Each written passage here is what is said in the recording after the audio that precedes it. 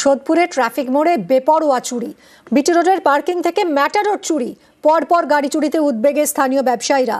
তদন্ত শুরু করেছে খড়দা থানার পুলিশ। সিসি ক্যামেরার ফুটেজে নজর পুলিশের। বিটি রোডের পার্কিং থেকে আস্ত ম্যাটাডোর চুরি এবং পরপর এভাবে গাড়ি চুরি হচ্ছে এই এলাকায়। তদন্ত শুরু করেছে খড়দা থানার পুলিশ। সিসি ক্যামেরার ফুটেজে এই মুহূর্তে নজর পুলিশের।